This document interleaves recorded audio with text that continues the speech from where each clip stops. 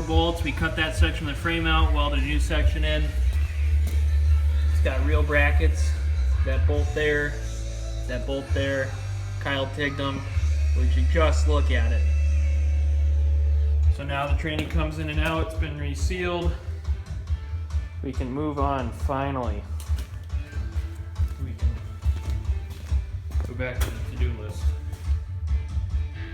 Yep. All right, so just a little update here. If you saw in the last clip, we got the transmission mounted using these nice brackets that Kyle made up. And so now the transmission has a 4-bolt flange holding it in on either side. So when we want to take it out, we just take out the 4 bolts, out it comes. The pump is offset on the axle, the input shaft is offset on the pump. Nothing, it's not like there's one true center on the whole thing. So we just made the brackets equal length instead of trying to offset it one way or another. So you can see, based on where the old transmission mounts were from the Ariens, there's about a 1 1/4 inch gap there and about a 1/2 inch gap there. So we're about roughly 3/4 of an inch offset to the left. So I'm going to pick up some spacers for this side and we'll just space that wheel out a little bit.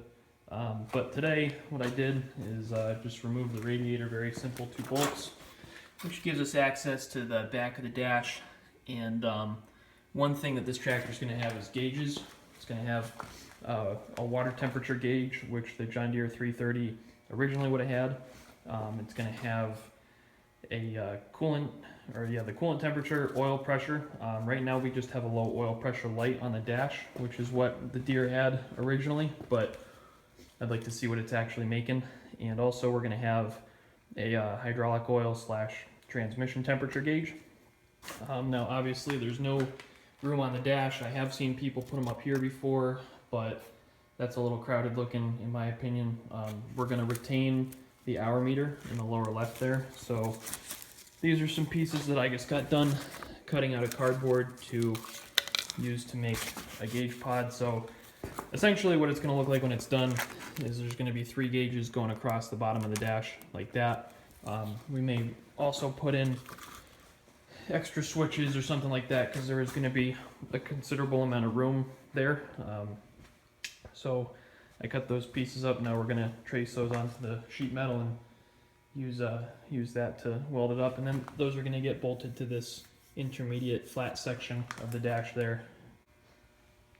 I know when this project started I said I didn't want to cut the dash or anything, but that was before we made this hole bigger and put those 2 holes, a couple holes for the switches, the suction hole for the radiator. So you know, at this point this tractor is what it is. It's never going to be stock, obviously. So we were past the point of no return a long time ago, is what I'm trying to say. So at this point, I don't really care, to be honest with you. You'll see also the loader subframe. I brought that down. Pretty soon we're going to start looking at mounting options for that, because this is going to give us some nice rigidity in the center section of the frame. Obviously with the transmission being in, we really don't have to worry about that moving at all. So that's nice, but it still does leave from here to the DOM tube as unreinforced, an unreinforced section of the frame.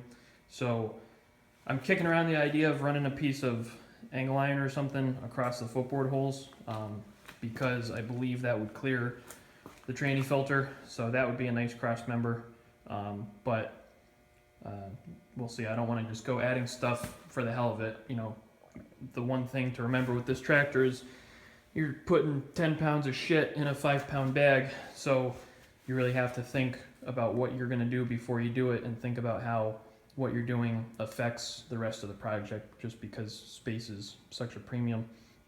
Couple other small things while I'm here. This is the transmission cooler that we intend on using.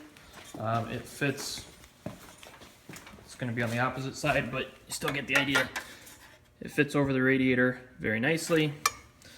It's also much thinner because this is going to have to sit behind the radiator but in front of the dash like that, something like that. So having this thin is good.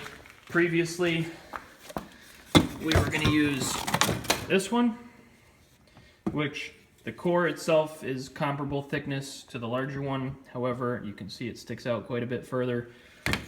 I don't know, maybe we'll wind up using it, but for the time being, that one looks pretty good.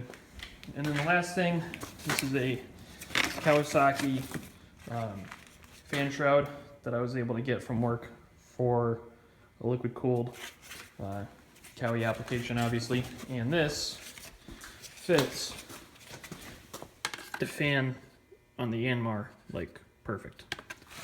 And it also fits this radiator quite nicely as well.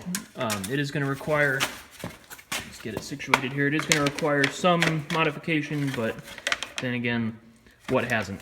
So those are some little things that we should be able to knock out pretty quickly. LED lights for when it comes time to do the headlights, but the biggest thing is you know, the trainees in there.